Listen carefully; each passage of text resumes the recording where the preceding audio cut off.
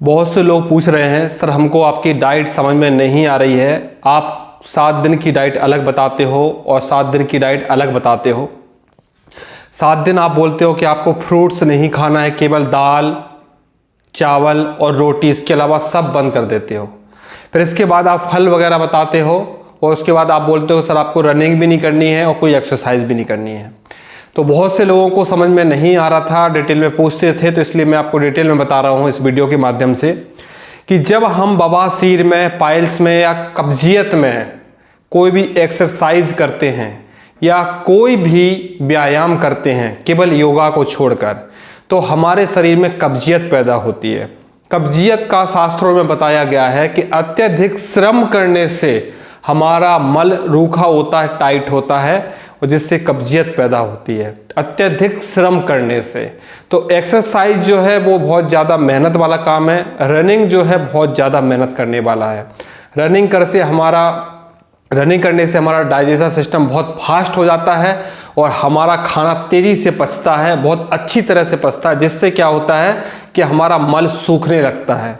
आपने देखा होगा कि ज़्यादा जो एक्सरसाइज करने वाले लोग होते हैं वो ज़्यादा मात्रा में दूध पीते हैं, क्योंकि उनके शरीर में रूखापन आता है और उनको ज़्यादा ज़रूरत पड़ती है ताकत के लिए, ज़्यादा प्रोटीन की, ज़्यादा फैट की, इसलिए दूध पिया जाता है। दूध पीने वाले व्यक्ति को कभी भी कॉन्स्टिपेशन या कब्जियत पैदा नहीं होती है। जिनकी आंतों में रूखापन आ जाता है, चिकनाहट की कमी हो जाती है, उन लोगों के शरीर में रूखापन आता है। तो जो लोग व्यायाम करते हैं, एक्सरसाइज करते हैं, ऐसे लोगों को कब्जियत बहुत ज़्यादा पैदा होती है। अत्यधिक श्रम होने से कब्जियत पैदा होना ही है। तो इसलिए मैं आपकी रनिंग बंद करवाता हूँ, आपकी एक्सरसाइज बंद करवाता हूँ, केवल योगा करने के लिए बोलता हूँ जो नॉर्मल अच्छी हेल्थ के लिए लाभकारी होता है। अब बात रही 7 दिन में आपको फल भी बंद करवा देता हूँ। तो दोस्तों, जब भी कोई वैद्य दवाइयाँ देता है तो वैदिक दवाइयाँ अलग होती हैं, जो मार्केट में आयुर्वेद चल रहा है वो बिल्कुल अलग है। बहुत से लोग हमसे मिलते हैं, बोलते हैं हमने तो बहुत आयुर्वेद में इलाज कराया, हमारा बवासीर ठीक नहीं हुआ, हमारे बवासीर के मस्से ठीक नहीं हुए, ना गांठ ठीक हुआ। दोस्तों, मार्केट का आयुर्वेद अलग है, किसी वैद्य का आयुर्वेद अलग है। जो वैद्य अपनी दवाइयाँ खुद निर्माण करता है, जो रसायन पे काम करता है, बड़े बड़े रसायन बनाता है, देख रेख में इलाज करता है, वही आयुर्वेद है। आपको जो मार्केट में मिल रहा है वो हर्बल प्रोडक्ट है, जो कोई भी आंख बंद करके ले सकता है, उनसे कोई नुकसान नहीं होता है।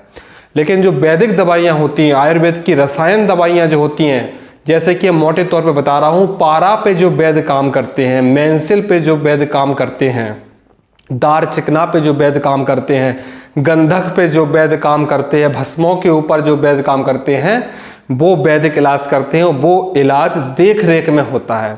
इसलिए मैं आपको बोलता हूं कि आपको मुझसे पर डे बात करनी है, पर डे की रिपोर्ट बताना है। अगर थोड़ी भी दिक्कत होती है तो मैं आपकी दवा बंद करा देता हूं या दवा का डोज कम करवा देता हूं। तो जो 7 दिन वाली मैं आपको दवा देता हूं वो दवा पारा से बनी हुई दवा है, वो बहुत उच्च कोटि की दवा है। उसमें परहेज की बहुत ज़रूरत होती है, बॉडी की टेम्परेचर को सही रखने की बहुत ज़रूरत होती है। इसलिए मैं आपको बताता हूं कि दवा लेने के पहले 1 घंटे पहले आपको रिलैक्स होना है, थकावट नहीं होना चाहिए। अगर आपके बॉडी में थकावट रही, आपको घबराहट शुरू हो जाएगी, उल्टियाँ शुरू हो जाएंगी। इसलिए मैं आपको बात करने के पहले बोलता हूँ कि शरीर को रिलैक्स होना चाहिए। दवा लेने के बाद भी 1 घंटे तक कुछ नहीं करना है, दवा आपको शांत बैठना, क्योंकि वह इतनी पावरफुल दवाई होती है। अगर आपने दवा लेने के बाद कुछ भी किया, आपको घबराहट शुरू हो जाएगी, उल्टियाँ शुरू हो जाएंगी और काफ़ी दिक्कतों का सामना भी करना पड़ता है। हालांकि मैं आपको बहुत छोटा डोज देता हूँ, बहुत कम मात्रा में डोज देता हूँ। इसके उच्च कोटि के भी डोज होते हैं, लेकिन पहले मैं आदमी को समझता हूँ कि ये इंसान कर पाएगा कि नहीं कर पाएगा, तो सेकेंड डोज में उसको फिर पावरफुल दवाइयाँ भेजता हूँ। फर्स्ट डोज में मैं उसको हल्की दवाइयाँ ही भेजता हूँ। अब जो 7 दिन के बाद की जो दवाइयाँ होती है, वह दवाई होती है आंतों में चिकनाहट पैदा करने वाली, आंतों की रूखापन दूर करने वाली और आंतों के अंदर जो गर्मी पैदा हो गई है उसको दूर करने वाली। कि इस दवा में मैं आपको बोलता हूँ कि आपको फल खाना है, दही खाना है, दूध पीना है, किशमिश लेना है। तो दोनों ही दवा अलग अलग है। अब जो मैं आपको बताता हूँ, 3 तरह की क्रीम आपको बताता हूँ, 3 तरह की क्रीम आपको या 3 तरह के ऑयल में आपको लगाने के लिए देता हूँ। एक सुबह का ऑयल अलग होता है, दोपहर का ऑयल अलग होता है, रात का ऑयल अलग होता है। एक जो ऑयल होता है वो सूजन को ख़त्म करता है, जो आपके नसों में गुदा की नसें जो फूल गई हैं उसको सुखाएगा। एक जो तेल है वाइट कलर वाला, वो आपके घाव को, खून जो हो रहा है, घाव जो हो गया उसको रोकेगा। और जो तीसरा कलर का काला कलर का और है, जिससे मैं सुहागत का तेल बोलता हूँ, कलिहारी का सुहागा का तेल आपको जो बना के बेचता हूँ, वो गांठों को सुखाने का तेल है। तो तीनों को यूज़ करना बहुत ज़रूरी होता है। बहुत से लोग बोलते हैं हम ऑफिस में रहते हैं तो हम ऑयल दोपहर को नहीं लगा पाते हैं। तीनों ऑयल लगाना है, भले आप ऑफिस में भी ले जाएं, ऑफिस में लेके संभालें।